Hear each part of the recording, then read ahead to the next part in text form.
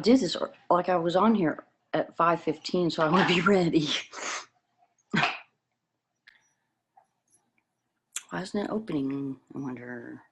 There we go. Here we go. Here we go. Here we go. Okay.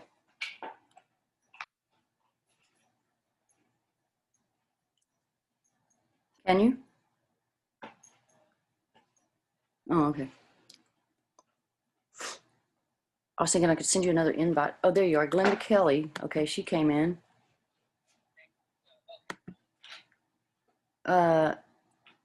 Lord of the Onion Rings. Who's that? You? Is that you?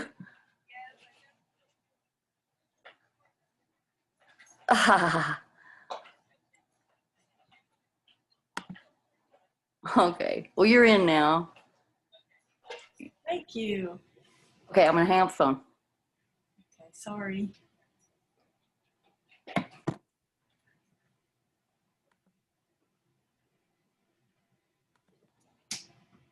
Okay, can you hear me?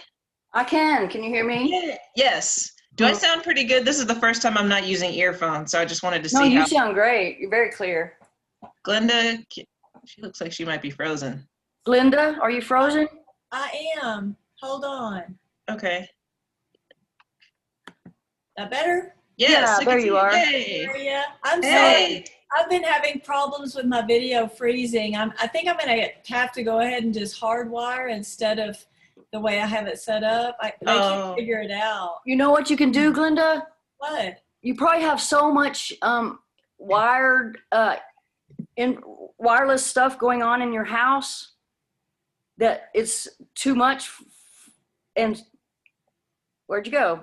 Here I am. Yeah, no, see it. They've been out here. They've checked it. They can. No, I'm telling you, you can do this. You go to your machines and start turning off the wireless. So you're only on one machine at a time with wireless. It'll give you more bandwidth. Okay. Well, it's weird. I know. Yeah. Literally tried everything. But Daria, and I hate Suddenlink. Yeah. It's good to see you too. You look awesome. Huh? You look awesome. Thank you. You too. I've been keeping up with kind of the stuff you've been posting on Facebook. I mean, you're raising quite the little naturalist. Well, we're doing we've got some really good people going, and that little guy of mine is so much fun. I bet. He is so awesome. He's just like a sponge, learning everything so quickly. He's got a good teacher. Well, we have be at pros again. Have you been doing well? Yeah. Just good. Surviving the pandemic.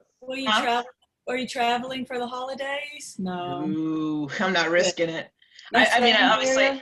Huh? You're staying there? Yeah, I'm staying here for the holidays. I'm staying here for the holidays too. Yeah, one of my volunteers was kind enough to invite me to her house and everything, and I'm like, not risking it. I had a friend in Lubbock who his uncle came up from Austin for Thanksgiving, and they spent time together over the break, and a good portion of the family ended up with COVID. Yeah, it's just not Fortunately, none of them. I mean, one of them had a pretty rough time with it, but none of them ended up in the hospital, thank God. So still, you never know. Yeah, and it just takes one person. I'm like, yeah, I'm just staying home too. I miss my parents. I haven't seen them in a year. Yeah, that's the part that sucks. Mm-hmm. I think I told you this, Kippy, but I was like, once this pandemic blows over and we got vaccinated and all this stuff, I'm jumping on a plane and coming home. Yeah. Okay. Here comes Lubbock is home. Yeah, good.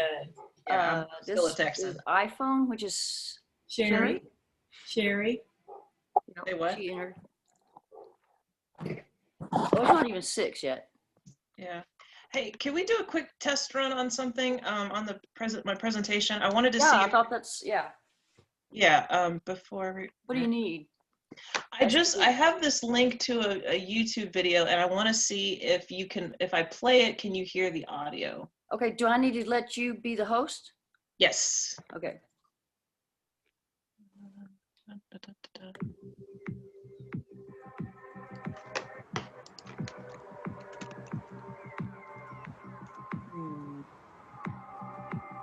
How do I do that, Daria? Share screen? Nope. No, I think it was like when you click on like the participants. Yeah. Go to Oh, part. I see what you're saying. Yeah, I Yeah, got you. right click my name. Okay, I got it.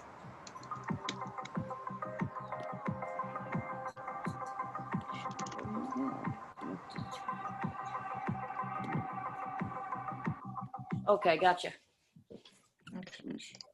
Okay, it should be working now. Okay, let me.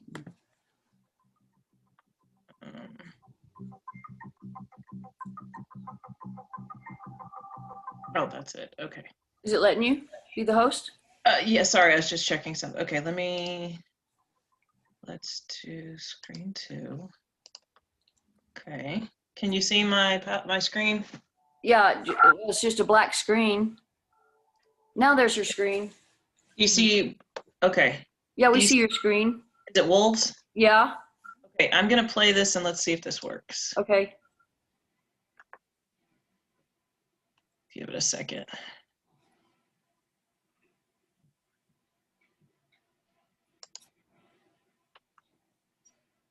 I mean, it might take a second. I know it had. Yeah, it's okay. We have time. We have 3 minutes. Oh, okay. Or more. Don't worry about it. Yeah, We're no, pretty laid back. That's good. Okay, we're not gonna, since that, oops. Okay, we're not gonna do that, but. Because it won't play? Well, it's taking too long for my liking, so that tells me that it would do the same anyway, but let's try this. Nope, that's not it. Ah, here we go. Okay. Hang on a second, this thing's acting slow.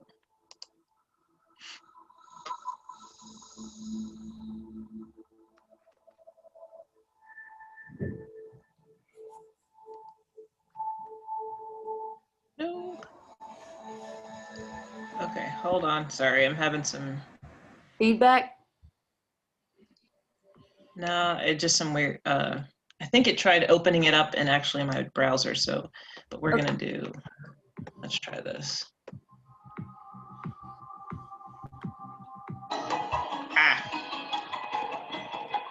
Okay. Hold on.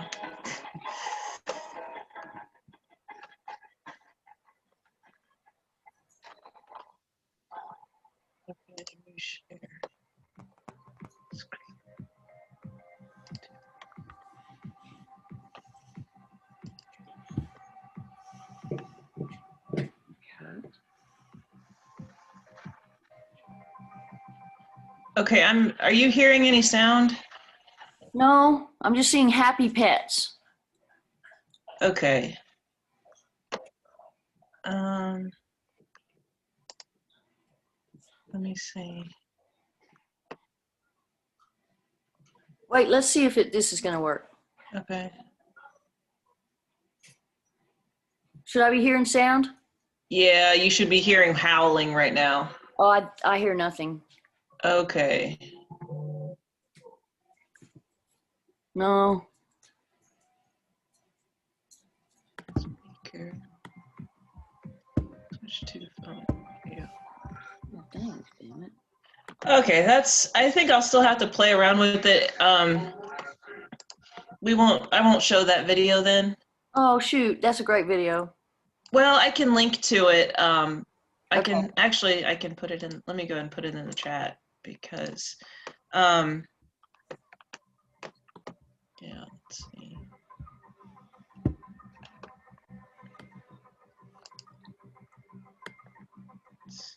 To, what you do as a master naturalist and also stuff that you can even just incorporate as you walk out your door tomorrow. So, so we'll get started. If you have any questions, please put them in the chat. I think probably like Glenda and Kippy, if you could monitor that. And we can, I'm not really a stickler for, hold all questions to the end. If it's a small group. If we've got questions, we can address them. And I might ask you guys a few things. So let's get started. And like I said last time, if you see me looking this way, it's because I've got my PowerPoint on a separate screen. So It's okay. Okay, so ecology, just getting down to the basics of what the meaning is. It's the word oikos is Greek. meaning house or household, and of course, ology refers to the study of something. So in summing it up together, it's basically the study of relationships of organisms to their environment and also to one another. So you're looking at plants, animals, microbes, and how they interact, and also everything around them. Ecology is like the foundation of being a naturalist or working in a lot of fields, because you understand how things work together in ecosystems. So if you're trying to do conservation initiatives, for example, you've got to understand the ecology of an area, how plants and animals and things work together. Land management, agriculture, rangelands, restoration, wetlands, or just studying a species, even knowing, where they occur. The ecology of the area is very crucial to understanding, those species. And it's not, and ecology is kind of a broader term, and it incorporates so many different fields. So you're not just doing ecology, but you're doing biology, botany, conservation. You can get into geology, mammalogy, natural resource management, birds, zoology, everything. There's so many different fields that get tied into ecology, and we'll cover some of that later today. I was gonna say this morning, but I don't think it's morning. Oh. All right, so we're gonna start with ecological organization, and just so you know, I did kind of my PowerPoint does kind of go along with the curriculum. So it just, sometimes I might expand on a little bit more of any things, but I try to kind of follow at least those topics. So we're gonna start with organization, covering, what's the basic, entities, biotic and abiotic. Biotic incorporates all living things, and abiotic incorporates non-living things. So before I click, anybody want to guess some biotic things? Organisms, anything? Insects. Insects? Yeah. Fungus. Fungus, yep. Plants. Plants, yep. Birds. Birds, yep. Mammals. Good. Mammals, yep. Dogs. Yes, definitely dogs. And even the bacteria in your gut. Anything that's living, plants, animals, insects, microbes, bacteria, you guys hit it all. Great. So if those are biotic things, what would you think is the non-living, the abiotic factors? Like chemical. Chemicals? Chemical. Like Yeah. Rocks. Rocks, yep. Water. Water, Soil. No. Soils, yeah. Well, It's kind of biotic. Yeah. it's both, but if you're talking about just the grains of, the material, sand, silt, and clay, yes, that's abiotic. Okay. Yeah. Mm. So yeah, that's a good one, actually. You could do both. Good. So, and you can also consider, wind. We mentioned water, temperature, light, rock, soil, any of those materials, those are considered non-living, and those are going to will be a factor in how biotic things live. Okay. So we also, we kind of organize this in different, another way. We start off with the basic level of an organism. So this is an individual living thing. It's the fundamental unit of ecology. So if you're just starting, like one particular, I don't know, bison, or, one particular bird, the organism is the basic unit, okay? We're gonna pretend this is a robin, okay? So in going, starting out, very small, and then we're gonna go a little broader. The next level in the sequence is population. So it's the same species in the area at the same time. So a population of robins in your yard, or, a population of bison up in Caprock Canyons, that would be considered a population. And it doesn't have to be animals, it could be plants. It could be all the, I don't know, bladder pot out at the landmark, that kind of thing. So, and like I said, it could be microbes, it could be any type of organism, but same species in the area, same time. Then you get a little bit broader and you get into a community. So interacting populations within a given area. So not just the birds, but also the insects and the mammals and the flowers. This incorporates all of those things as a community. And then lastly, that kind of builds what's called the ecosystem. So interaction of all the abiotic and biotic factors in a particular area. Okay, so organism, population, community, ecosystem. Each time you're adding a different level and till you get to a broader group. So just to give you some examples, since we talked about plants last time, you know, like the basket flower bloom I talked about. This one particular flower here is the individual. That is one basket flower. It has a role, you know, to provide you know, food sources for insects. You know, there it is. But then you have the entire population. So it's the same species, Centaurea americana, and it's in one area, and they're all there together. Okay, so that's the population. Then you get into the community when you're starting to interact with other organisms. So you've got, like, for example, the bull snake is snaking its way around the fire wheel, which provides, you know, nectar and pollen sources for sweat bees and other insects, and also grows around prairie dogs. So you see how everything is kind of interconnected. Different populations, I mean, different species, different populations, all working and connecting together. And then you get to the levels of like your ecosystem and also your landscape, just basically all of these factors kind of working together. So here you've got, you know, you've got the draw, the grassland areas, you've got the soil, the caliche sloped areas here just right off the draw. And then you even have aquatic areas all in the same area, all with their own unique abiotic and biotic factors and populations and communities of organism.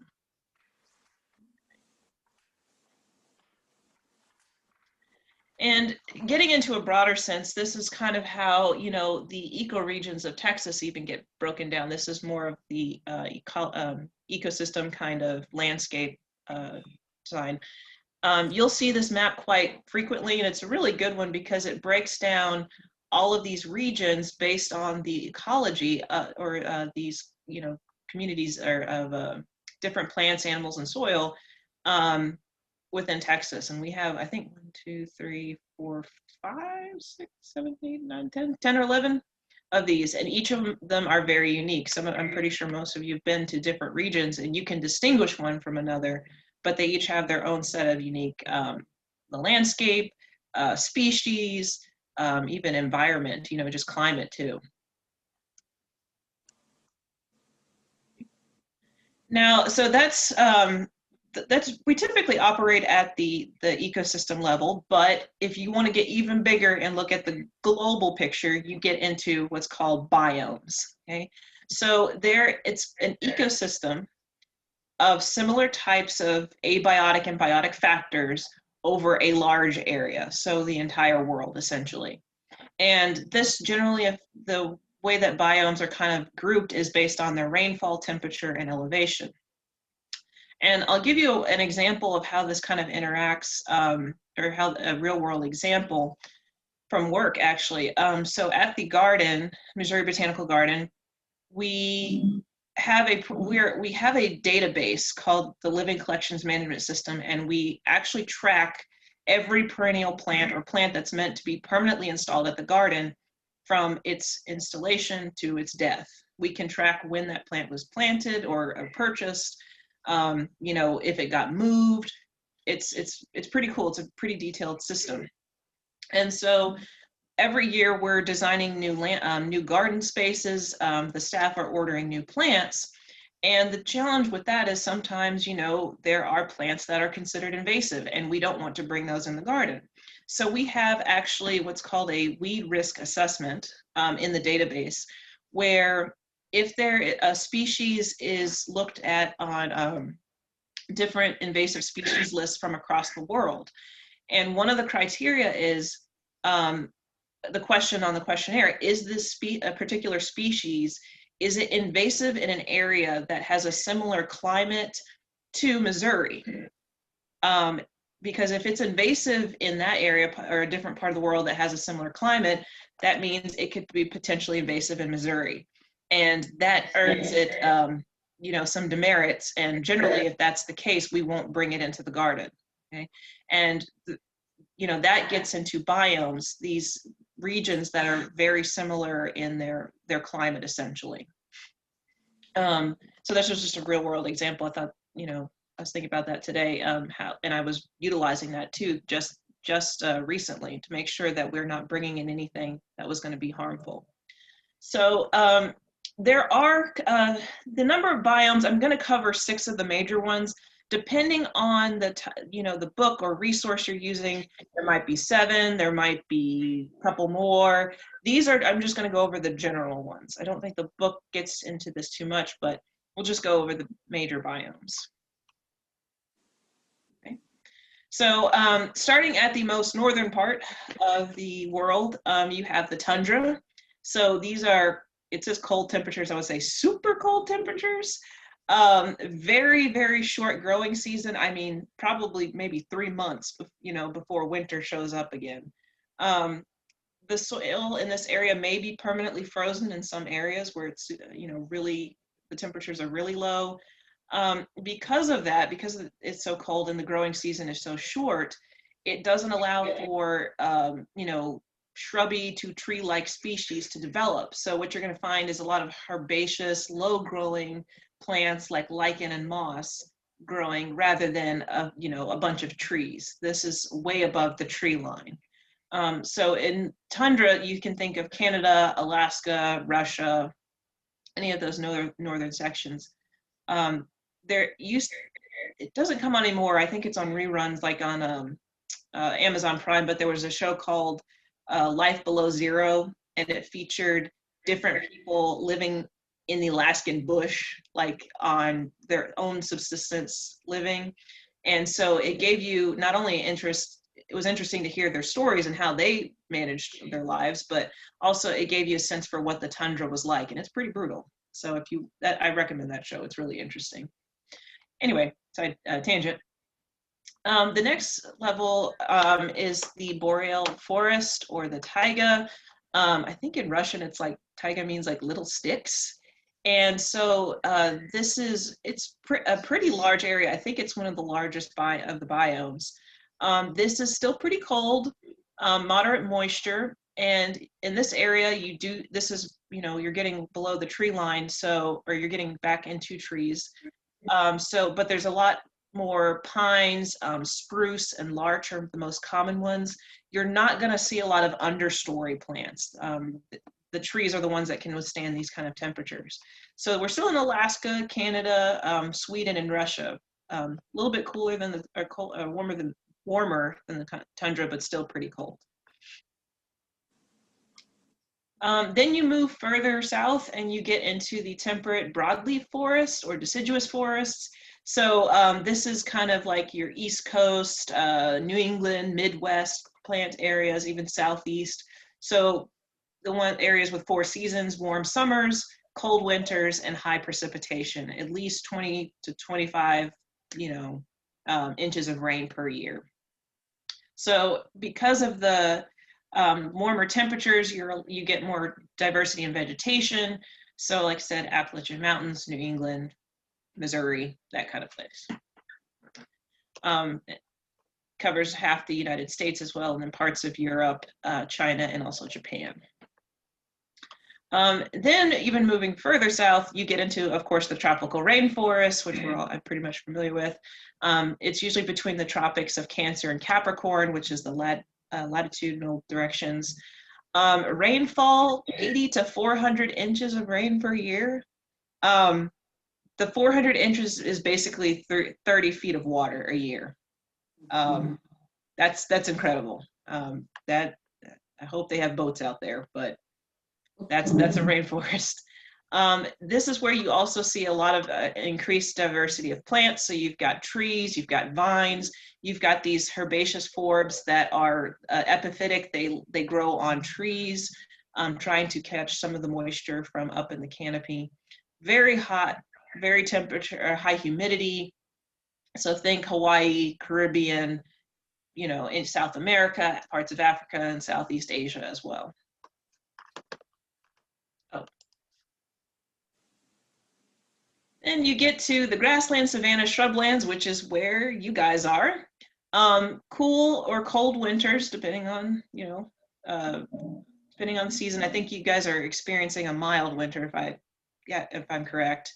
And of course, warm, and in y'all's case, very hot summers. Mostly this area is shrubs or grasses. I mean, you do have a few trees, but not like some of the other forests. There's a very small percentage, unfortunately, of grasslands left in the US. I think even the short grass prairie is like less than 5%, which is unfortunate. But, it's the whole Great Plains is basically the region that we're talking about. So you get tall, mixed, and short grass in the US. And you also have areas in the Middle East, parts of China, South America, and a little slither here down in Africa. And then you get to the desert. Very low precipitation, probably less than 10 inches of rain per year, and even more lower. Temperatures can be variable. I mean, you can have snow in the desert, but then be, super hot relatively quickly. So wide variety of plants, trees, shrubs, grasses, and of course they're widely spaced. They're not really close to, on each other. And there's two different types. They make the distinction between warm and cold deserts. So a warm desert basically is going to be hot in the summer and mild in the wintertime. So Chihuahuan, Mojave, Sonoran deserts are considered warm deserts, while the cold deserts have a hot summer and a very cold winter. So Great Basin, and it does receive winter precipitation. Okay, and if you've never been to a desert, like I know Lubbock is considered it to be in a semi-arid region, but I remember one of the first time I went to Big Bend, actually with Kippy, I had never seen a desert before then, and I was like, before that I was like, why are we called a desert? I thought we were pretty dry. Then I get to Big Bend and realize, okay, it's worse, So definitely Big Bend in that area takes, they earn the desert title. We don't. We're still dry, still hot, but not that bad. Okay, so now we're going to get into energy flow, and this is where I changed up a little bit from the curriculum.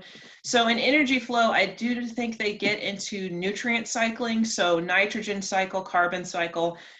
That takes a little bit of time. That takes a lot of time to go through, and it's a bit dry. So I've skipped that, but you can still read about it in the book. But we're going to talk about other types of energy flow. Oh, before I go on, are there any questions?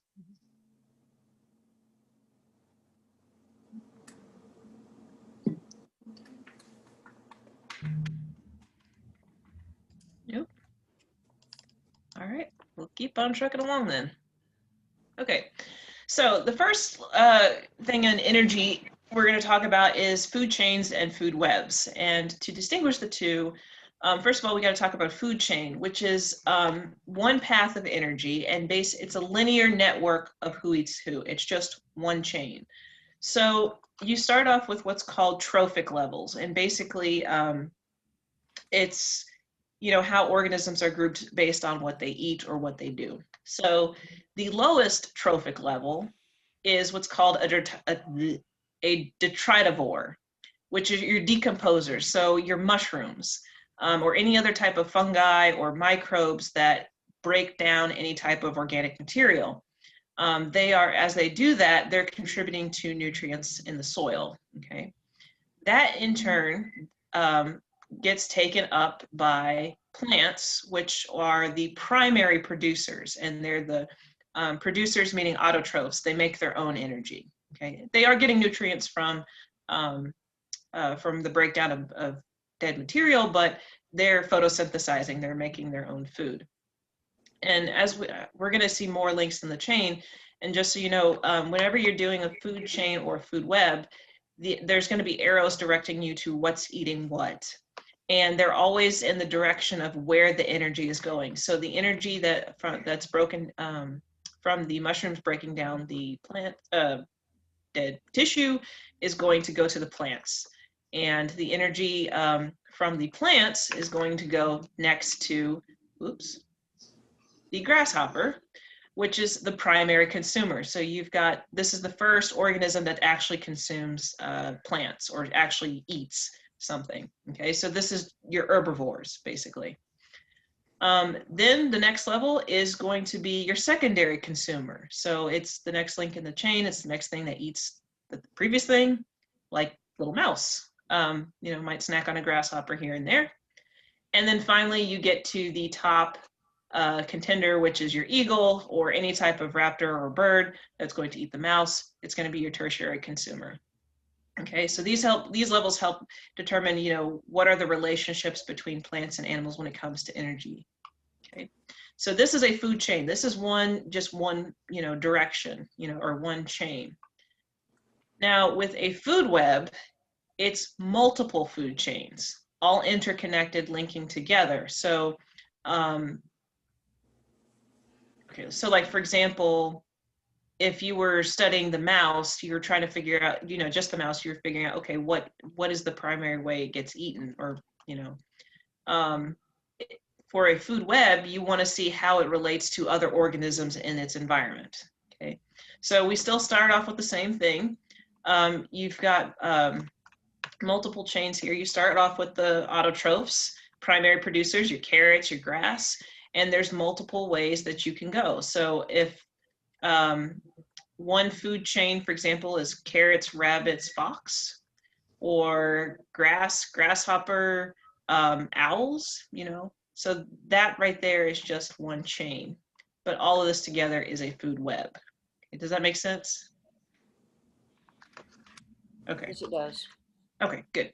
So, and then moving up the, moving up the chain, you've got the primary consumers, your herbivores, rabbits, mice, grasshoppers, anything that's eating the plants, your secondary consumers, foxes, owls, and birds. And then sometimes you will have a tertiary consumer, which is your cat, which I guess is top cat instead of top dog. It depends. You may not always have a tertiary consumer, but these are usually your, you know, your apex predators. Okay, and of course, like I said, we do talk about the detritivores. They don't get. We don't usually include them all the time. So, okay. Oops. Sorry. This is important when it comes to, or the food chains and food webs is important when it comes to biomagnification. And so this is where you have concentrations of chemicals increasing as you move up higher in a food chain. And again, this really deals with the predator-prey relationships. The textbook example is DDT and bald eagles. So if you guys remember, I think back in the, I want to say maybe around, I think it was around World War II, so 40s, somewhere in there. DDT was a chemical that was used as an insecticide to, or a pesticide to protect soldiers from, I think, malaria and typhus, like, you know, mosquito control. There's a iconic image where like this kid is running at the beach behind a DDT truck that's spraying this chemical everywhere. But what they didn't realize at the time is that DDT does not break down in the environment really well, and especially if it is ingested, your metabolism doesn't break it down well. So what happens is you get these molecules that start out in the water. They're also hydrophobic, so they don't break down well. And as you move up this chain, so you go from water to, like, let's say kelp, then you've got plankton munching on the kelp and the sea, small fish are eating the plankton. As you move up, the concentration of chemicals moves up into the higher organisms, and the concentration gets really high when you're up in that secondary or tertiary consumers, like the bird or the eagle. And so this contributed to, they suspect, the decline of bald eagles, because once there was so much chemicals in concentration at this high, it actually caused the eggshells of the birds to be brittle or thin, So the population declined. They couldn't bring new eagles into the world, and so the population went down. And so that led to, and that's also that eventually led to like the chemical being banned. And so we have seen a resurgence in the eagle population, which is great.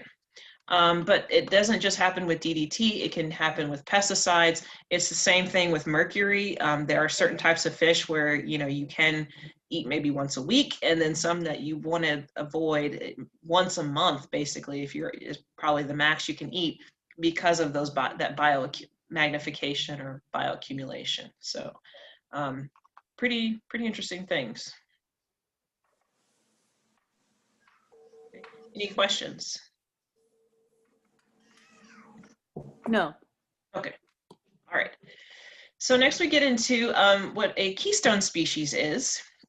This is a species whose effect on an ecosystem is greater than its abundance. So it's an organism that, it has a lot of individuals, but maybe not a whole lot. But if you take it out of the equation, it can cause havoc everywhere in the ecosystem. So in this case, the textbook example is the sea otter. And it was found that if you're actively hunting sea otters, their population will go down.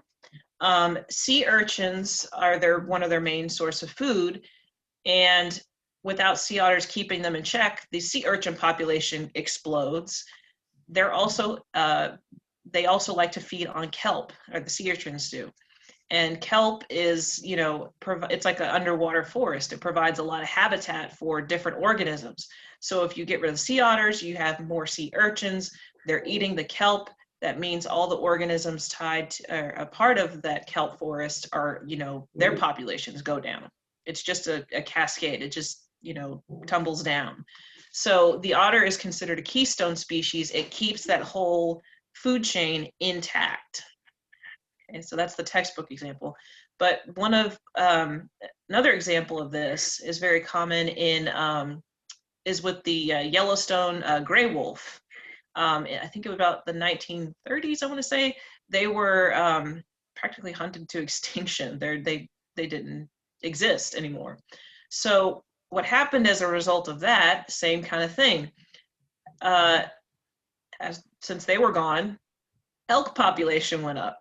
I'm pretty sure the elk were happy. They had no predator top predator to worry about, and they could roam free without any issues. And that was great, but it also was bad because that meant that they grazed on aspen trees more, so, and other vegetation, so that those populations went down. Well, what's important to a beaver? Trees, wood, and other vegetation. You don't have that, the beaver population goes down. So if you don't have trees, you don't have beavers, and then also you have a decrease in the songbird population. So all of these, just taking out one organism affected all of these other organisms, and that's problematic. That's why we have to be careful and make sure that if we're hunting or doing any type of species management, that this kind of thing doesn't happen. I have a question. Yes. Why do songbirds populations go down if the beaver goes down? It's not related, I guess, right? It's just no. Sorry, the songbirds would be related to the trees. Okay, gotcha. Yeah. Less trees, less places to perch, less songbirds. So it's a double whammy on that one. Okay, gotcha. Yep. So I'm going to show you this really quick video. It's about 4 minutes. And let me find it. And this kind of explains it really nicely and has some nice pictures and music. So.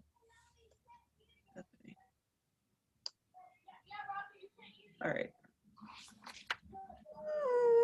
Can you guys hear the wolves howling? Okay. Yes.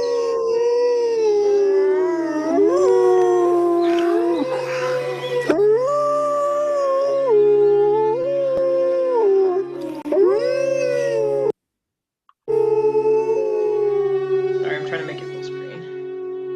There we go. One of the most exciting scientific findings of the past half-century has been the discovery of widespread trophic cascades. A trophic cascade is an ecological process which starts at the top of the food chain and tumbles all the way down to the bottom. And the classic example is what happened in the Yellowstone National Park in the United States when wolves were reintroduced in 1995. Now, we all know that wolves kill various species of animals, but perhaps we're slightly less aware that they give life to many others. Before the wolves turned up, they'd been absent for 70 years, that the numbers of deer, because there was nothing to hunt them, had built up and built up in the Yellowstone Park, and despite efforts by humans to control them, they'd managed to reduce much of the vegetation there to almost nothing. They'd just grazed it away. But as soon as the wolves arrived, even though they were few in number, they started to have the most remarkable effects. First, of course, they killed some of the deer, but that wasn't the major thing. Much more significantly, they radically changed the behavior of the deer. The deer started avoiding certain parts of the park, the places where they could be trapped most easily, particularly the valleys and the gorges. And immediately those places started to regenerate. In some areas, the height of the trees quintupled in just 6 years. Bare valley sides quickly became forests of aspen and willow and cottonwood. And as soon as that happened, the birds started moving in. The number of songbirds, of migratory birds, started to increase greatly. The number of beavers started to increase because beavers like to eat the trees. And beavers, like wolves, are ecosystem engineers. They create niches for other species. And the dams they built in the rivers provided habitats for otters and muskrats and ducks and fish and reptiles and amphibians. The wolves killed coyotes, and as a result of that, the number of rabbits and mice began to rise, which meant more hawks, more weasels, more foxes, more badgers. Ravens and bald eagles came down to feed on the carrion that the wolves had left. Bears fed on it too, and their population began to rise as well, partly also because there were more berries growing on the regenerating shrubs. And the bears reinforced the impact of the wolves by killing some of the calves of the deer. But here's where it gets really interesting. The wolves changed the behavior of the rivers. They began to meander less. There was less erosion. The channels narrowed, more pools formed, more riffle sections, all of which were great for wildlife habitats. The rivers changed in response to the wolves. And the reason was that the regenerating forests stabilized the banks so that they collapsed less often, so that the rivers became more fixed in their course. Similarly, by driving the deer out of some places and the vegetation recovering on the valley sides, there was less soil erosion because the vegetation stabilized that as well. So the wolves, small in number, transformed not just the ecosystem of the Yellowstone National Park, this huge area of land, but also its physical geography.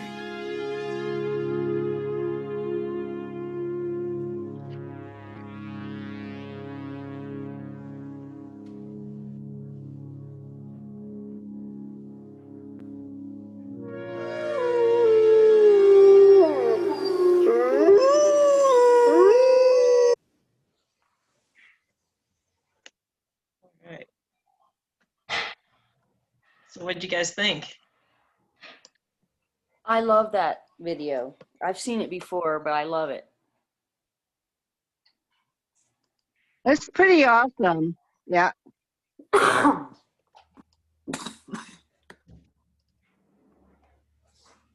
Yeah, it just gives you a huge sense of how things are so interconnected, and things that, you know, we probably don't realize until something happens, that, you know, we realize just all of these connections, that, you know, it's like a ripple effect, you know, one thing is connected to the other. And so, you know, this is the basis of understanding ecology, because if you don't understand how these organisms interact, you could end up in a similar situation. So it's just something that, you know, if we're ever working, and doing land management, or, considering, changing the environment or a species, these are factors that we have to consider, that we could cause more harm by removing an animal, or, changing the way, nature is. So just something to think about.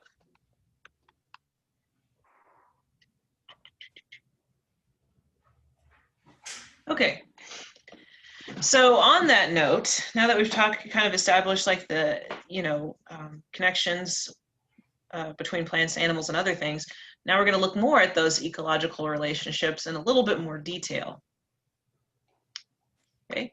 So you actually, if you heard, the narrator in the video actually mentions this, niche or niche, I've heard both, niche and habitat, okay? So an organism's niche is its ecological role. Basically, what does it do? What does it contribute to the environment? What is its way of life? What does it do? What's its occupation? Okay, so that's the niche of for an organism. The habitat is considered to be its like physical setting where it lives. Its address, basically. So you've got its job and you got its address. Okay, so my job, my niche, I guess, is as a horticulturist / botanist, and my habitat is Missouri. Okay, so just to get for perspective. So I wanted to see what you guys think. What is the niche and habitat of a prairie dog? What do you guys think? So let's start off with niche. Okay, so what would be the role or occupation of, or what it does, what does a prairie dog do? Create To burrows? aerate, yeah, make burrows. Okay, create burrows, and I heard for aeration, yep. Digging its burrow, of course, is where it lives, but at the same time, it's actually aerating the soil. Does it do anything? What else does it do? Graze. Graze, yeah. Oh, they're fantastic grazers. They will keep that vegetation short. So. And in grazing and digging holes, it replenishes the aquifer. Oh, okay, yeah, for water infiltration. Mm-hmm. Yep, definitely. Also serves as a food source for predators. Yep, they, they're a nice little snack for some of those hawks out there. Fortunately, their warning system's pretty good. Anything else? It's a keystone species. That's right. I completely forgot about that. It is. Yep, prairie dogs are a keystone species. Okay. What about, and Glenda, you would know this, burrowing owls? They do provide habitat for burrowing owls. And it's been said up to 150 species benefit from prairie dogs. Ooh-wee. My goodness. One day I saw a prairie racer fighting 2 prairie dogs for a burrow. What's a prairie racer, a snake? Yeah, a snake. Who won? The prairie dogs. Oh, good. Oh, that would have been a sight to see. Mm-hmm. But no, good job, guys. You hit all of their occupations. So yeah, the prairie dogs are definitely important in the Panhandle region. And I guess you also kind of talked about its habitat. So like you said, the burrowing short grass area, prairies, and even up into the sort of northwest too. Their range used to extend much further, but yeah, the Llano Estacado would be considered their habitat. Okay. So they're also, we break this down a little bit further with 2 terms we call the fundamental niche and the realized niche.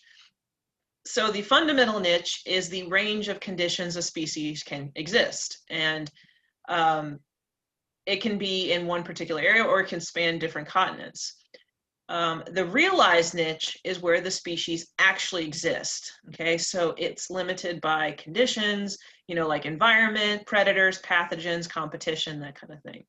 And one of the examples I like to give on this is the red imported fire ant, Solenopsis invicta.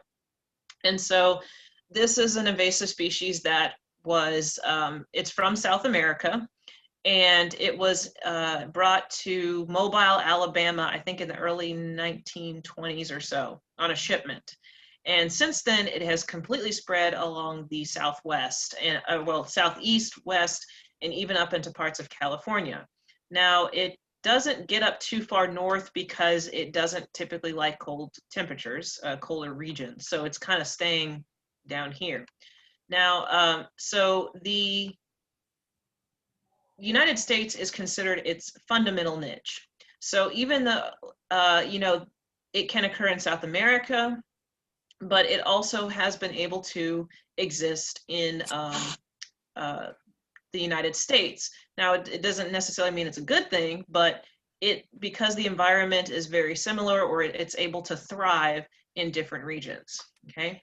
Now, the reason why in South America, the population is kept under control pretty, like right here, is because there is an insect called a phorid fly, P-H-O-R-I-D, that actually will attack the insect. If I recall correctly, it will, the females will actually lay their eggs in the ants. And actually, when that happens, it reduces their foraging. Like the ants are less likely to go out and forage, which keeps, you know, they're more likely to stay closer to the ant hole, and thus they're not bringing in as much nutrients. And so their populations are kept under control. So that is considered its realized niche, okay? That's where that species exists because it's limited by the predator of the phorid fly. So, and well, sorry, I just had a thought too. Even though this is the fundamental niche, you know, here in South America and the United States, I just realized, you know, also this can also be looked at in the US as a realized niche because it's limited by temperatures too. So it's kind of a double whammy, but the whole, like the fundamental niche is all of this together, is where it can occur, different similar environments, but realized niche is where it's actually confined to. Okay. Does that make sense? Okay. Realized is where it's confined? Yes. Where it's under control by other conditions? Yes, something is preventing it from expanding its range. So it could be temperature, it could be a predator, it could be environment. Like maybe this is an area like, you know, it's really dry and they really like it, and then everywhere else around it could be, you know, like rainforest or something.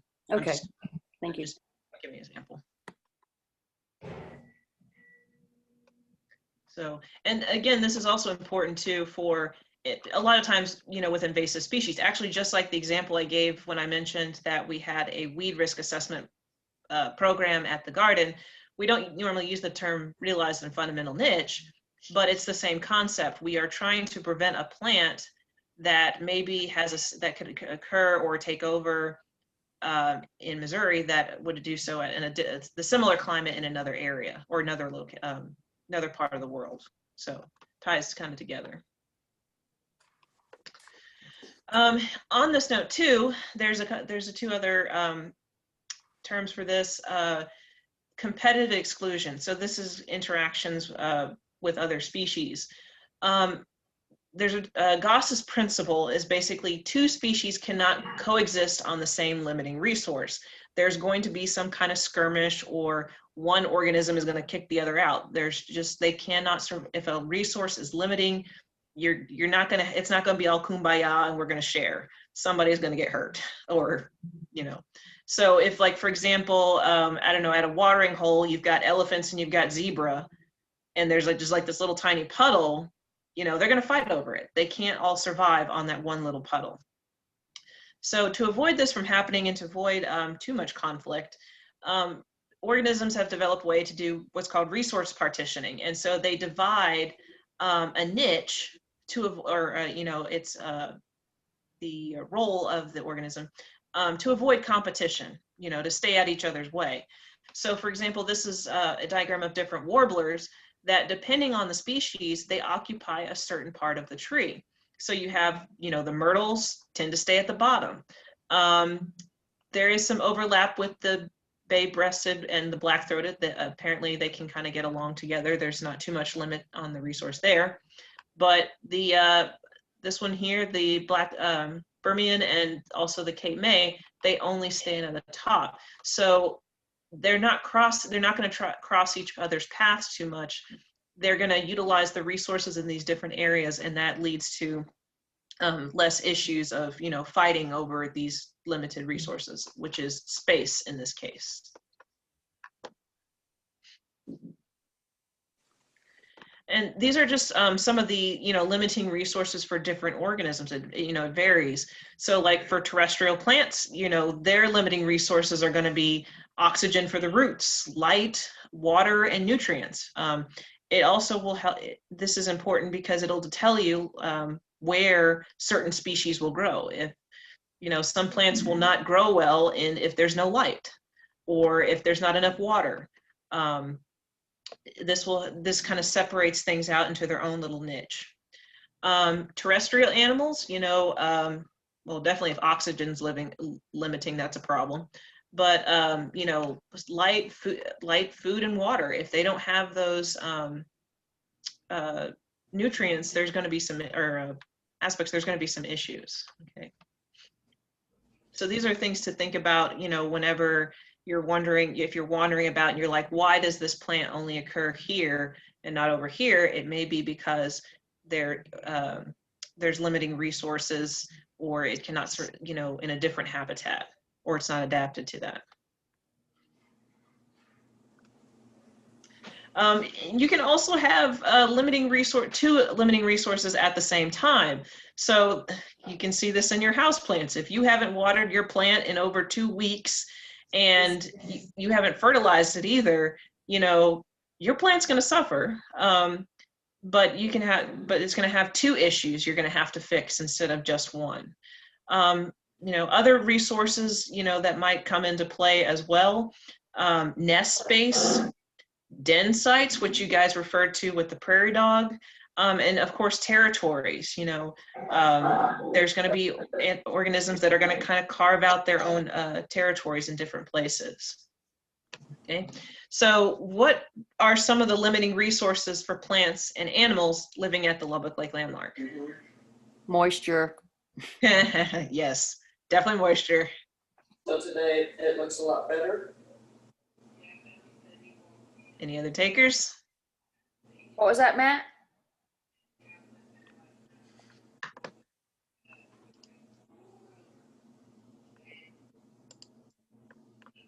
Any other limiting resources out there, or is it just all perfect?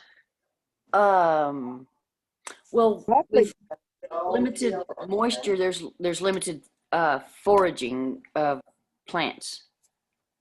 Yeah. Probably nutrients, right? Mm-hmm. Oh. Yep, there's definitely going to be limited nutrients. Especially actually in one of, our soils in Lubbock are typically very basic on the pH scale. They're pretty high, somewhere between above like 7.5. And so the higher the pH of the soil, you actually have some of the nutrients get locked up and plants can't access them. Yeah. What else? I know it. I kept looking at the picture going, what the hell is that? And then it fell on me. It was a space. Let's see, what about, what do you think of any den sites or habitat that's limiting?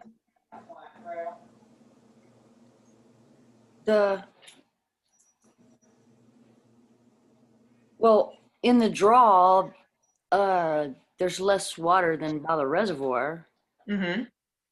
So I guess that would be a limitation. Mm-hmm.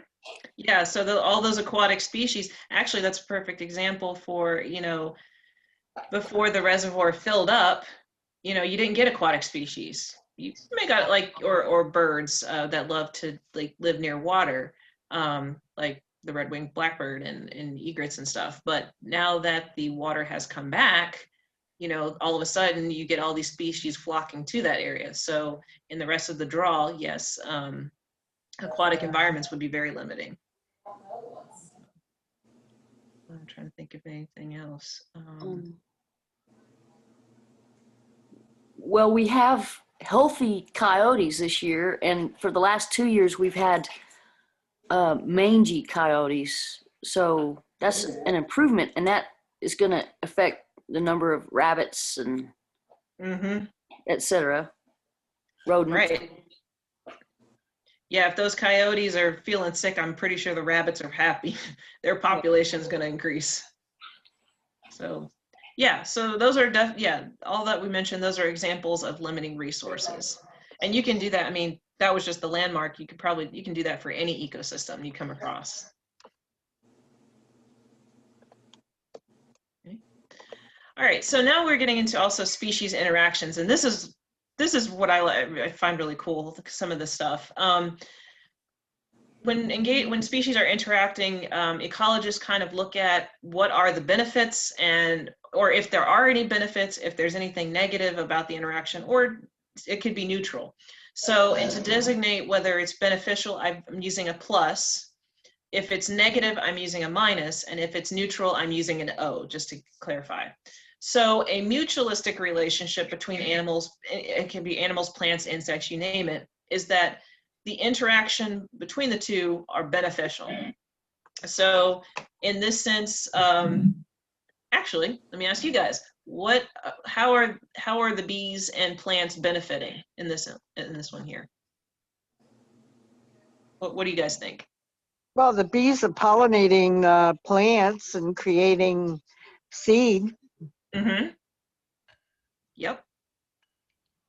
And of course, the bees are getting the nectar and the pollen from the plant. You got it. Yep, that's how they're benefiting. It's both are, gaining something from that relationship. And that's not just with honeybees, but, most bees out there that are interacting with different flowers. I think that's a cactus flower, but I could be wrong. You can also see this with some acacia species of trees. This is really cool. I forgot the name of this, but basically some acacia species and other tree species will actually produce this little yellow mass on their seeds. And so it's actually like a nutrient-rich protein kind of substance that's on there. And so ants will actually gather these seeds, take them back to their den, and they'll devour all, the protein part that they want, but the plant at the same time gets to have its seeds dispersed, so its genetics get out. So both of those organisms benefit. Same with the clownfish and the anemone. They, the anemones protect the clownfish, and they also, I think, keep other predators away, and also other, parasites. I forgot what kind of animal this is, sorry, but both of them are benefiting. The bird here is picking off any parasites or any bugs, and this animal is bug-free. So these are all beneficial. Competition, pretty straightforward. 2 or more species attempting to use a limiting resource, so there's some kind of overlap. So these deer or elk of some kind, they're fighting probably over territory or mates. So there's competition there. This school bus is losing out to kudzu. Even these 2 trees, while there's plenty of area over here, they're growing right next to each other. They're competing for water, and in some cases light here, and nutrients. And then this is just straight up competition. That small water hole and tons of animals. They're going to be competing just to get a good drink. So so that's mutualism and competition. Now you can get into a couple of others. So predation is basically one species benefits and the other one is harmed. So anytime anything is eaten, so the shark going after the seal, hey, the shark gets a meal, the seal, not so much. Aphids and ladybugs. The ladybug wins with a nice green snack, and aphids, not so great. You could say, though, that it's actually a mutual relationship because in one way, ladybugs get rid of aphids off your plants, So that's positive for you, and they get a snack. So predation. Then you get commensalism, which means that one species benefits and the other is really unaffected. There's really no, negative or positive effect. So this can be said for like nests in trees. Birds benefit because they have a home and they're able to lay their eggs, whereas the tree is just there to support it. It's not gaining anything from that bird. Same with ball moss. If you ever go down to this central Texas and kind of the southeast, you'll see these all over the tree. They're bromeliad. They're just there to hang on the tree to take in moisture and light. The tree really isn't harmed. So that would be commensalism. And then amensalism, last one. The presence of one species negatively affects the other. And I just thought this would be funny. Every time Bugs Bunny is around, Wile E. Coyote and Daffy Duck and any other character has a hard time. But I also think of amensalism with, bison. The presence of humans. The bison were just doing their thing and we hunted them to extinction. So our presence, and this happens in a lot of cases, negatively affects, other species. Okay. You don't see one where I can't think of the term, but where you have both organisms never actually like affecting each other, so it would be 2 zeros. In turn, with going in with the terms, that's probably, that is a concept, but in reality, you never really have 2 species that don't interact in some way. It's not, it may not be a big interaction, but even 2 organisms that are close by, there's no way that they cannot interact. So that one's kind of up in the air, and that's why I didn't include it on this. Yeah, I know. Okay. Now, sometimes you can also have interactions switch. So, for example, this is seen with what's called nurse plants. Think of like desert environments. So, starting off, this basically there's a shrub and there's this little cacti, just something small, or baby cacti. So the cacti is benefiting because this shrub is actually providing some protection from, excess wind. Maybe it's shading a little to protect from excessive heat. So the cactus is benefiting, the shrub is not, okay? But after that cactus actually finally grows big enough, it might overtake that shrub. And so you're going to have this gigantic cactus, tiny little shrub. This is going to be, the benefit is going to go for the cactus. It's big enough to, take up nutrients and more nutrients and water and outcompete that shrub, which means that shrub is going to have a much harder time obtaining the resources it needs. So there are that situation. Oops. Come on. Okay. Another species interaction is, and this is really cool on a more of an evolutionary scale, is mimicry. And there's 2 different types. There's Batesian and Mullerian. So Batesian is where you have this like harmless mimic that looks like some, either dangerous or unpalatable species. So the example I give here is this bumblebee, and as you know, they sting, okay? Things don't want to mess with them because they are aware of that.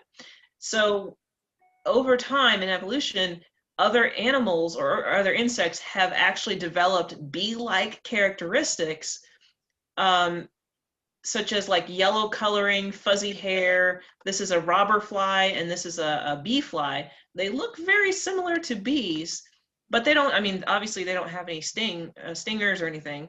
But if a predator sees these, it's going to think it's a bee and not eat them, which is pretty cool. When you think about it evolutionarily, like how did this bee fly know to look like that bee? That's the mind-blowing part, and science, of course, cannot really explain that.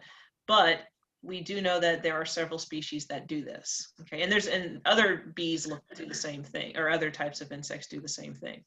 But they are mimicking this one individual that is harmful or would be considered by most predators I need to stay away from it. Another type of mimicry is Mullerian. And so basically there's several distasteful or poisonous species, and they all resemble one another. So it's kind of like they all kind of join a, I wouldn't say gang, but they're all kind of protecting one another by having, you know, they're all unpalatable, but they have similar patterns to their, you know, on their wings or whatnot. And this kind of all sends a warning to any predators who want to eat them that, hey, I'm disgusting, don't eat me. And in a sense, protects the entire group of species from being eaten. So just, I mean, that's pretty impressive that, you know, insects and even animals have been able to develop this stuff over time. I want to put a quick side note into one thing that the ecology chapter does not get into is evolution. And generally when you're taking an ecology class, at some point in time, you do talk about evolution and just how basically how things change over time. It is science, but I think the reason they don't is because it's a touchy subject and it can be tied to, you know, religious issues. So, which is unfortunate, but the, so I just wanted to let you know that that is the case. They touch on it just a little bit, but not in depth as to what, you know, you could go into in a normal class. So just thought I'd throw that out. Any questions so far?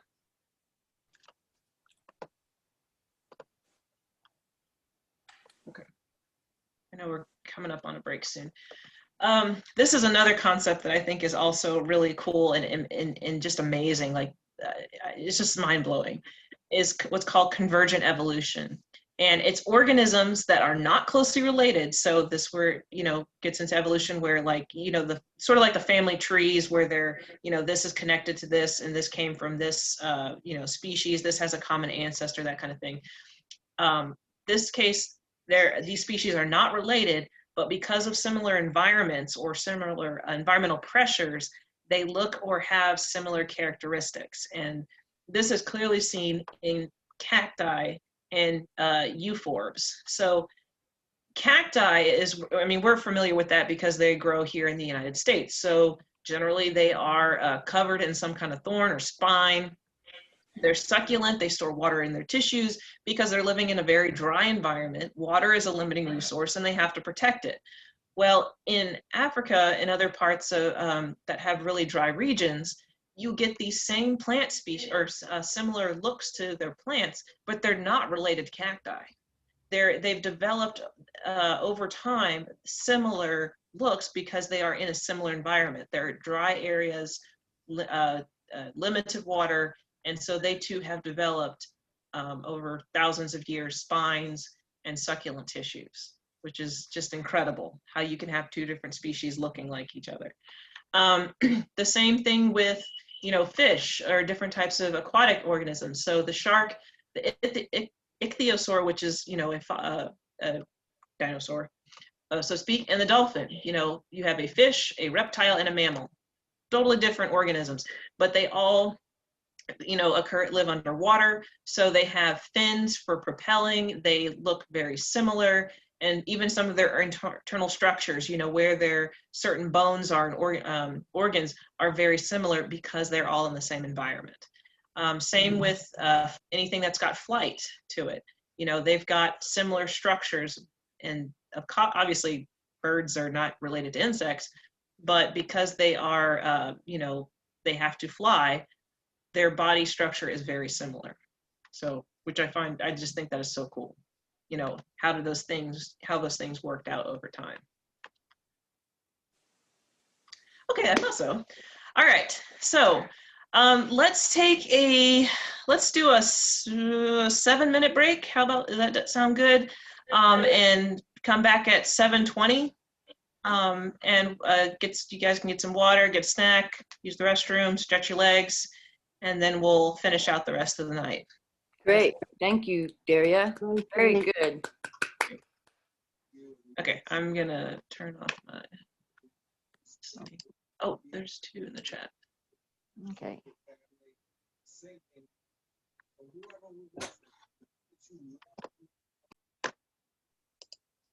Oops.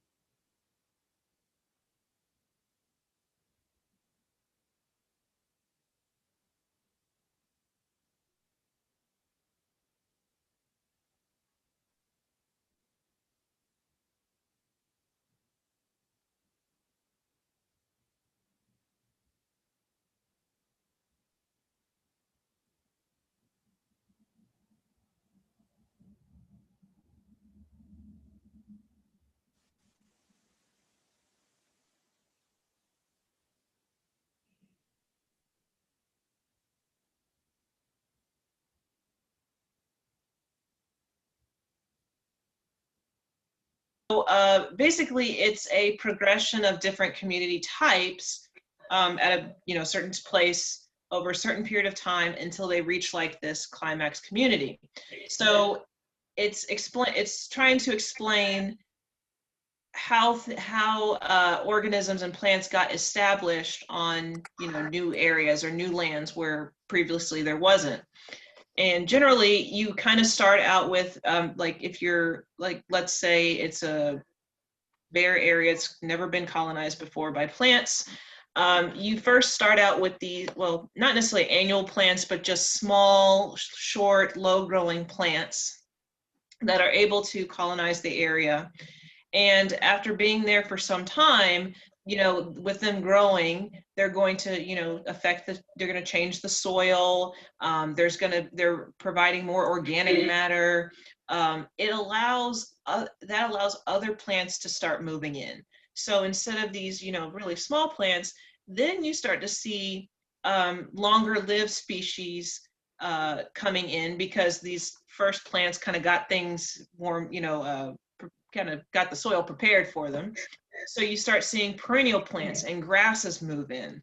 And as more of them, change the soil, decompose, provide shelter for things, that's when you start getting, shrubbier, woodier species. And this continues to progress. Generally, you'll move towards like pines and softwood trees, and then eventually arriving at the last kind of stage, the climax community of hardwood trees. That's the general idea for all ecological succession. Okay, we'll get into this in a little bit more depth. Oops. So just a few terms. Each step in the stage, succession stage, is called a seer. Okay, S-E-R-E. So the annual plants that first colonize an area, that's like the initial seer right here, or the primary seer.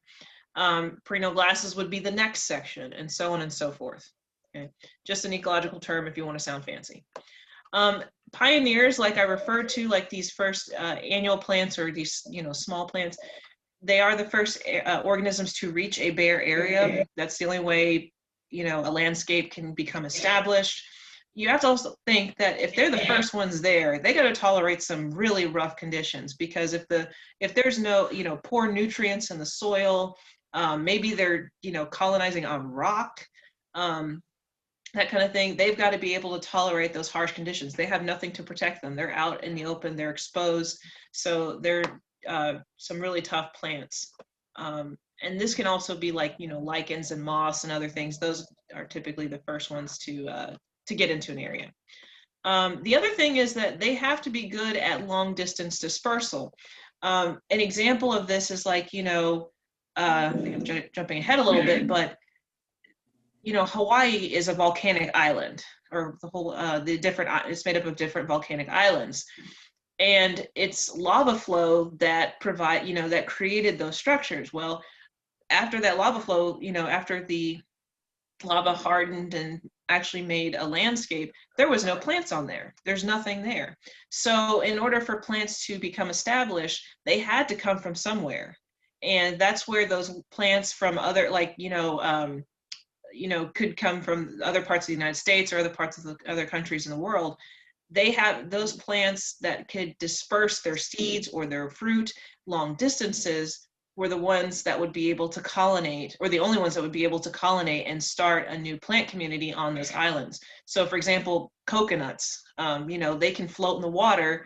Maybe eventually one of them floated up on that land. If it gets established, it can start a whole new, the start of a new seer, or colonization. Now, the thing is, it's not always just, straightforward. It just, succession doesn't just progress and then you get to hardwood forest and you're done. A lot of times, and most of the time, there's going to be some disturbance that restarts this succession. So this could be fire, this could be habitat destruction, tornadoes, floods. You could be at the pine, softwood trees and pine stage. Fire blows through an area, kills the trees, or knocks them back, essentially. And you might start back out here, you might go down to shrubs and perennial plant grasses. And then over a long period of time, and we're talking like probably hundreds to thousands of years, that landscape will eventually start getting, start developing back towards that softwood pine, stage, okay, or sear. So it can take hundreds of years for these things to develop. And like I said, the climax community is sort of a stable state. It's kind of the final stage of succession. The environment really remains unchanged. Once you get these really tall trees in, there's really nothing else that can come in and grow or take over. You're pretty much at the end, unless there's a disturbance and it kicks it back. So there's two terms to describe this kind of thing: primary and secondary succession, which we've kind of actually touched on. So primary succession is like I said, the establishment of communities in a newly formed or disturbed habitats previously devoid of any life. So there was nothing there. It was just bare soil, bare ground, like I explained before. And then seeds, fruit from a different place was able to land on the spot, become established, and then that's what you call primary succession. So for example, sand dunes, lava flows, bare rock, exposed glaciers, those would, if any of those areas were colonized by plants and had never been before, that's considered primary succession. Okay. Secondary succession is where you have that regeneration of a community following a disturbance. But so like I said, going from those piney trees to having a fire, come through and knock things back, it's going to be another secondary succession. It's going to continue again, but there was already plants and other organic matter there to get that started up again. It wasn't, it wasn't devoid of life. Okay. Does that make sense with the two different definitions? Okay. Yes. So, oops. Now, there's a couple of theories about this. The first one is the Clementsian theory about this whole succession. And it's kind of the linear sequence. So basically things just progress in one direction. It's predictable, it's orderly, just like I described, it's just going to go in one direction. So even if you had, like an established forest, you have your disturbance, fire starts everything over again, but it's still, but then you start out with your smaller plant communities and they get larger as you go on. It's still very much a linear direction, okay? That theory is not used, it's just a theory. It does make sense, but the prevailing theory that's used nowadays is what's called multiple stable states, and this kind of makes a little bit more sense. The stable state is like sort of kind of the end, the end stage or sear, and it depends on the disturbance. Okay, so this is as you can see in this diagram, it's very non-linear. It's bouncing around in different directions depending on the disturbance. So let's say for example, you have a grass state, short grass. And let's say you don't really have many grazers on it. Nothing is keeping that grass short. So you have the potential to actually move into a tall grass state, okay? Or you could go back the other way if you bring in, bison or something else to start eating your grass. If you are in a grass state, or any of these two grass states, another example, if you suppress fire, you run the risk of actually creating more of a woody environment, okay? The woodier plants will start coming in. And so those are just a couple examples, but as you can see, they can move in different directions and will end up in different stable states depending on that disturbance. This is the method or the prevailing theory that's used by the US when it comes to land management. NRCS uses this, the US government, so on and so forth. That's what determines what the state, how that land will be managed. And you can see this at the landmark as well. This is why they do prescribed burning. Scott does this every 3 to 5 years, because traditionally the area is a grassland. And if they didn't burn, you would allow a lot of woody plants to come in and take over and change the ecosystem, the original ecosystem of the landmark. And Scott tries to maintain the short and mixed grass state by doing prescribed burning and keeping that grass where it needs to be. Okay, so this is the prevailing theory that's kind of, or a process that's used for management. All right, so speaking of which, okay, so this is an example of, you know, the landmark being burned, okay. Would you say this is primary or secondary succession? And I kind of gave it away. What's the initial disturbance?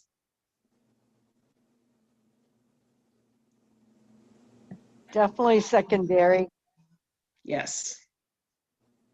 Why? because there's still organics there. Mm-hmm. Yep. There was plants and grasses and other things there even before the fire happened. So sorry, and I just gave it away again.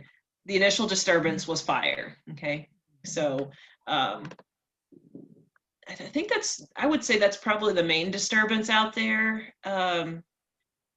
There are some grazers. I mean, there are animals that, you know, I think Kippy, you said that there are some deer out there, correct?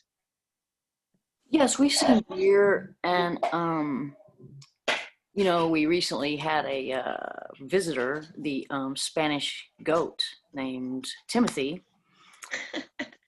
He was grazing for us, but that's Totally why natural. Scott would love to have a grazer. But that's why he also uses the tractor and cuts back the grass to imitate grazing. So. Great, yeah. And I mean, he's even, if you ever get a chance to walk out with Scott, I mean, just even learning from him and how to manage a landscape, like, is really interesting, and insight, really opens your eyes. But, you know, I remember him showing a section of grass to the west of, I think, of the boardwalk. And you could see how he hadn't, you know, it was considering burning an area that over there a couple of years ago, because the amount of, I wouldn't say it's the thatch, but the grass was completely thick. Like, it was just a massive carpet compared to the area where he had burned like a year ago, where there was all this this space in between each of the grass clumps. So you could definitely tell it needed some work before. Otherwise, if he had let it go for, you know, 10, 20 years, you might start seeing a change in the community, and other plants might start moving in. So definitely he's trying to maintain the natural landscape. Okay, and now we're getting into our last section, species protections. The book touches onto the Endangered Species Act and some of the things on there. Pardon me for a second. So the Endangered Species Act was signed into law in 1973. And of course, as you know, it's illegal to sell, possess, transport any animal species designated as endangered or threatened without a permit. Okay, so there's a federal list, which is listed by the Secretary of the Interior. Those would cover, you know, most of the United States. Now, there are some at the state level that's kind of left up to Texas Parks and Wildlife for, you know, listing species at the state level, and they look at those that are threatened statewide for listing those. So the thing is, though, using those animals for commerce or collection of, or sorry, not animals, plants, collection of threatened and endangered plants from public lands is prohibited, which is great. But if you think about it, that's also problematic, because if I recall correctly, 95, maybe even 97% of Texas is privately owned.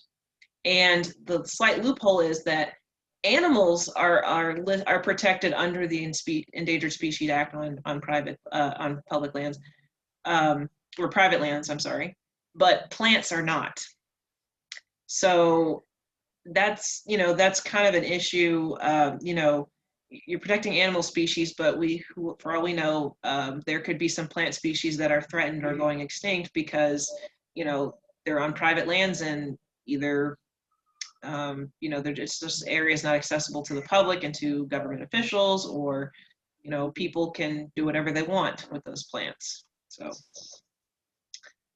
now when it comes to the Endangered Species Act, one way to ensure protection for multiple species rather than just one is what they do with what's called an umbrella species. So basically a species with a large area, like a habitat, they require a large habitat where they have requirements for the protection of the species, offers actually protection of other species in that same habitat. So one of the examples is like the northern spotted owl. It occurs in old growth forests, and so obviously it needs a wide area to hunt and everything like that. So because of that, huge sections of land are protected for the owl, but in the same sense, you're also protecting other smaller organisms. So like, you know, salamanders, and this is true with like mollusks, well, mollusks, but you know, just other smaller organisms in that environment are also protected underneath that statute. Now, the challenge with this is in trying to get a species listed on the endangered species list, it needs to be an attractive species, okay? So, you know, birds and butterflies like the monarch are pretty and people can get behind them. But something like, I don't know, some little tiny cactus that grows in one little area, even though it's endangered, is probably not going to be a candidate, you know, because it is going to take funding, it is going to take support. It does get a little bit political too, to support, you know, roping off these areas to protect the species. So that's why the umbrella species is kind of a good thing, because even if you can't, you know, protect this ugly little salamander, maybe by protecting a larger species, you can still do so. And I've already thrown out a couple of these terms, you know, like endangered, a species that is in imminent danger of extinction in their range, like it's the numbers have dwindled and it's about to be wiped off the face of the earth forever. Threatened is species that are likely to become endangered in the future. You know, the alarm bells are going off if we don't, you know, protect them now. There's going to be a bit of a problem. Rare species are those that they have low or declining numbers, or, you know, or their habitat is shrinking, their critical habitat for survival. So when it's rare species, it's pretty much, you can think of a lot of the biodiversity hotspots around the world, a lot of them in tropical regions, because there are so many rare species that, like orchids, there's some that only grow in a specific area on in a specific habitat, and you know, there could be implications if that habitat is destroyed. And then endemic, this is a species that is limited to a particular state or area, but it's not always rare. One example I would say, an endemic species is the white bladderpod. I talked about the bladderpod we have landmark, but there is one in southeast Texas. It's like in one county, and it's rare. Like, it has a very small population, but it's endemic to Texas. So those are just kind of the terms that you hear here with this kind of thing. The rusty patch bumblebee, I think, is one of the endangered species. I don't remember the last update, but they were really close to getting it on the endangered species list. And then, of course, the greater prairie chicken is also, I think, threatened. So there's efforts going on to try to protect their habitat as well. Oops. Okay. A lot of whether or not a species is rare, threatened, endangered can also be affected by whether or not it's a generalist or a specialist. So generalists are usually, you don't really see them on the endangered species list because they can live either in a wide variety of environments.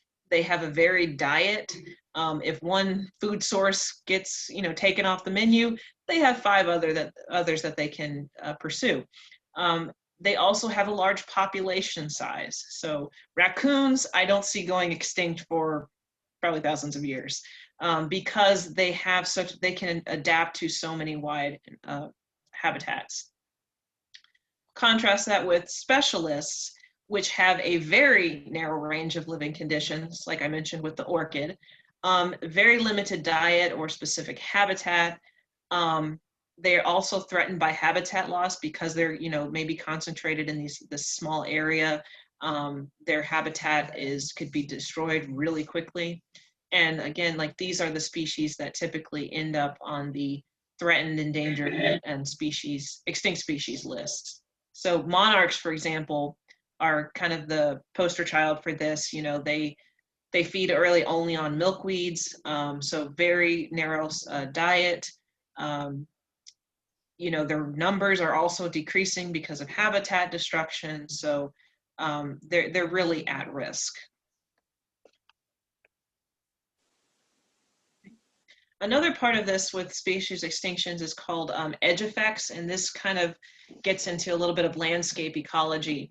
So when natural areas were untouched by humans, you basically have these huge tracts of land where you kind of have this interior habit where a certain subset of species interacts, and then maybe some that kind of stay on the edge. There's like partitioning pretty nicely, and so they're able to coexist pretty harmoniously. However, if you cut this habitat in half, like let's say I build a road directly through here, you have what's called fragmentation. So first of all, species that normally would interact with each other are cut off from one another. They have a barrier to go through. And this interior habitat, the spacing for these interior, the animals that live like in an interior of a forest, decreases greatly. So you may have, like they use the example of like bears, when that habitat becomes fragmented, maybe it's too small for them to exist. So only a few things are able to live still within that space. It also exposes these animals to, or even just organisms, greater fluctuations in light. So if you were a dense forest here, there's very little light coming through. Now that you have this fragmentation, there's more light, so that could change the plant community. There's more temperature fluctuations, more moisture, more wind, more biological stressors, and that's going to greatly affect the populations, not just animals, but plant species as well, and likely most of the time is going to decrease them. So that's really problematic. And it may also even expose organisms to predators even more. So this is a bit of a problem. I mean, if you look at a map and look how everything is just cut, just how the land is fragmented, you can see just how widespread this is. And there are attempts to improve this. I saw an article recently, and I can't remember exactly where, but this a state actually built a land bridge in between two fragmented habitats, and they set up cameras to see what animals were crossing it. So it was just like basically just rocks or vegetation that kind of just a nice little pathway, and they showed like all different kinds of like deer and raccoons and other small mammals just using the land bridge to connect one habitat to the other, and to prevent them having to cross the road and end up as roadkill, hoping that these populations can be better sustained. So that's one way that you can kind of improve these edge effects when we start slicing and dicing our landscapes. Ideally it's not to do that, but it happens, or it's what has happened. And this is the last slide. The last thing I want to end on is the importance of biodiversity. So all of these topics that we I've covered speak to biodiversity and having a variety of life in the world, in a particular habitat or ecosystem. So having a diverse set of diverse number of species, animals and microorganisms, plants, so on and so forth. You can even look at this from a genetic perspective in the diversity of genes. The larger population you have, the greater diversity of genes you have, the greater the population can sustain itself, because you may have greater chances of genes that may protect the plant, the species from, a certain bacteria or pathogen. Whereas if you only had a few individuals, you could have issues with inbreeding. You could have increased issues of genetic diseases, so on and so forth. So the greater diversity you have, the larger number of populations, the better off your, environment's going to be. And also the, varying ecosystems, making sure we have diverse ecosystems where these organisms can live. It's really important, of course, also because it's not just the populations themselves, it's contributing to the environment. Having a diverse set of diverse population of plants promotes soil formation, helps with pollution breakdown, stabilizing the climate, it actually also helps with recovery from disasters, nutrient recycling, food, all these benefit for having a diverse ecosystem.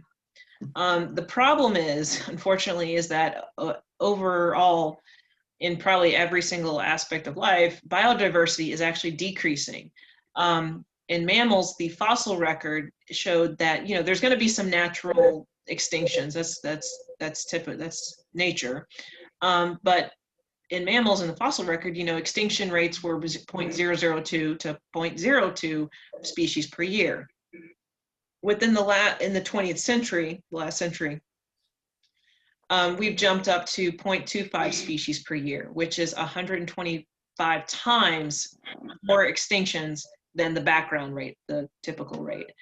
A lot of this is due to climate change. So, this is a huge concern because, this could actually lead to the 6th great mass extinction. We've had 5, that naturally occurred, but we're pretty much causing the 6th. And if we don't correct it, if we don't take into consideration all these interactions and how important they are in our landscape, in our environment, everything we do, we're going to have some even more issues down the road. So that's why ecologists do what they do, trying to understand how our world works and, provide information on that and how important it is. So I believe that is it. Oh, that was great, Daria. You are a really gifted teacher. Thanks. Yeah, I enjoyed it. What questions do you guys have? Is there anything that I need to go over, or yes? Okay, so I wanted to pick your brain. Do you think master naturalists need a whole presentation on evolution? Would that be good for us? I think probably not. That's more of a small chapter. I don't think I could produce like something. Oh, not you. Oh no, okay, well. Another speaker. Do you think for master naturalists that would be a good topic to include, since it's not included in the book and it's essential, really, knowledge? It could be. I mean, if you guys wanted to, there's no harm in deviating from the book. I don't know who would teach that. I do. Huh? Oh, okay. Sankar Chatterjee. Huh? Sankar Chatterjee, who's at the museum. Oh, okay. Paleontologist, and he's the dinosaur guy. Mm-hmm. And he's written books about evolution that I've edited for the University of Chicago Press for him. So he would be great. I think that would be a good advanced opportunity. Yeah. If you can get, yeah. Even just, and you can also ask like stuff from his research, but also explain just the basic concepts, like what's a clade, and how things are organized. I think it would, regardless, I think it would benefit you guys. It's part of ecology. You get into like speciation, where how did species evolve? Like there's one, like there's some species that were separated by some barrier, and then each species developed on their own, that kind of thing, which is pretty cool. Right. So stuff like that, I think would be beneficial. Okay, thank you. Can I continue with my other two questions? Yeah, sure. Okay, speaking of umbrella species, which one is the umbrella species, the burrowing owl or the prairie dog in that relationship? Ooh, If you were trying to get prairie dogs protected, for example, would you go after protecting burrowing owls first? yes. Me personally, I would assume the burrowing owl, because it has the larger area in terms of like flying and everything. Mhm. And so it would protect, having it protected. It's also would protect everything underneath it. So it would protect the prairie dog, whatever other organisms are in the habitat. It's probably also cuter in a way. Like I said, it has to be a cuter. Yeah, cuter. Yeah, I agree. I mean, prairie dogs, I mean, come on, those things are Prairie cute. dogs are rodents. People have this thing against rodents. I had a guinea pig. Those are rodents, and they're cute. But no, I mean, with prairie dogs, and Glenda, and you know this because of all the backlash we hit with the mayor and prairie dogs, and there's a lot of people don't like them because of the destruction that they do cause in their neighborhoods. So it would be harder to get probably the prairie dog on board. It would probably be the burrowing owl would be the better. Okay. And my last question is, what do you think about beavers coming to the Llano Estacado at the landmark of all places? I'm announcing this before the landmark announces it, but we have a beaver at the landmark. Cool. And it's amazing. There's never been a beaver on the Llano Estacado until the last 3 to 5 years. That's just nuts. Like, I mean, it's amazing. I mean, that whole area, you know, I've seeing it develop over the years, and that water level just hanging in there, and then all the waterfowl coming in and everything. It's just been amazing. I mean, even to have a beaver in a semi-arid environment is just wow. Like, yeah, It's crazy. I mean, and that's ecology too. Like, even though we've never had that, you know, that used to be a reservoir, or I mean, it's a Lubbock Lake. Yeah. Snake, you know, maybe there are beavers. It's part of a river system, of course. Right. So it's just it's a testament to bringing back what was maybe there thousands of years ago. So I don't see anything wrong with that. I think it's pretty cool. Yeah. Okay. Those are all my questions. Anybody else have questions? I'm sure somebody's gonna have another question. Yeah, come on. Other people must have questions.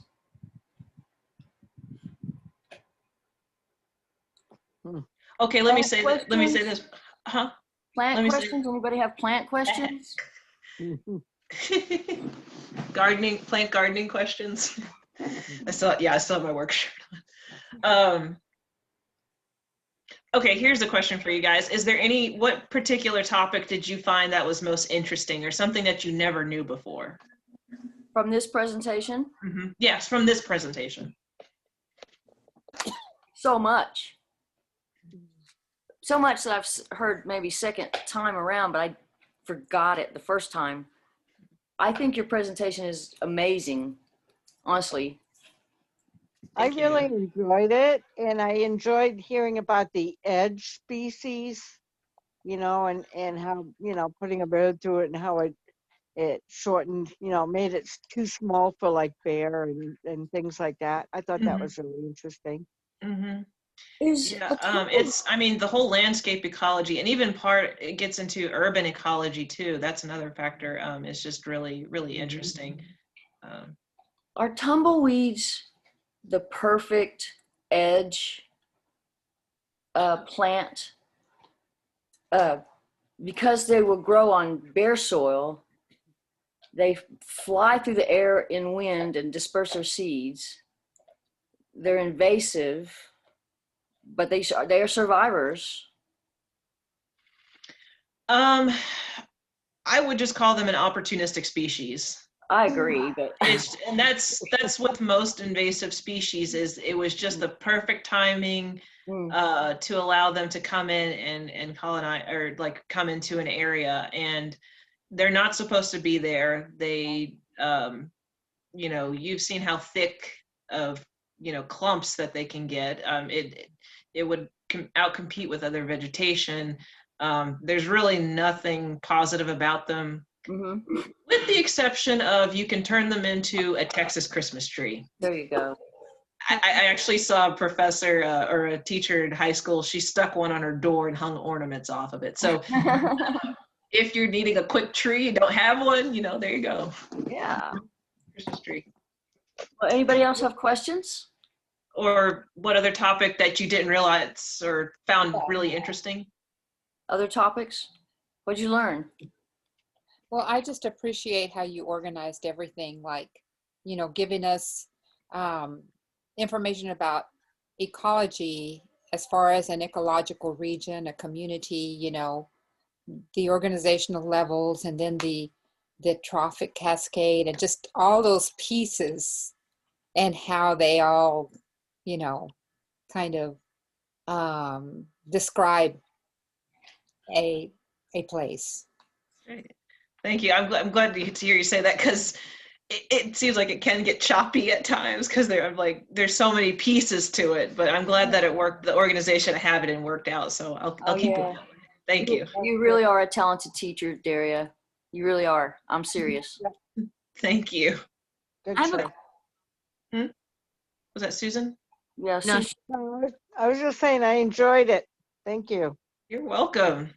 Mhm. Glad I could do this for you. Makes it, I mean, if you want to call it a silver lining, but I guess it's one of the silver linings of the pandemic is that we can still connect. Yes. Even though we can't be there. So. Yeah. So are you in Missouri? Yeah. I'm in St. Louis. Okay. I'm at the Missouri Botanical Garden.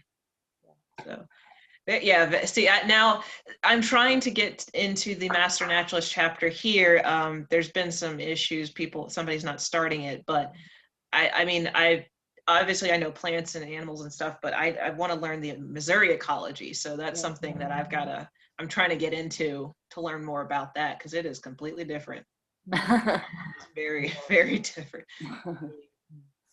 Yeah, so. Well, listen, before everybody goes, remember we have training again on Thursday night.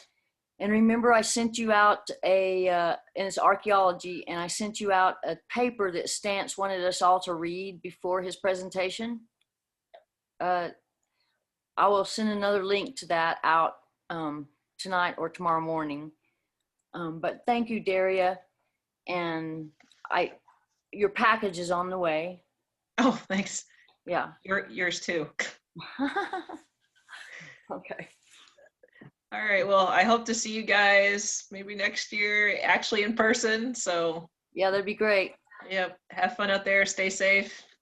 Thanks a lot. All right. Thank you. Bravo. Oh, I think I gotta hit end.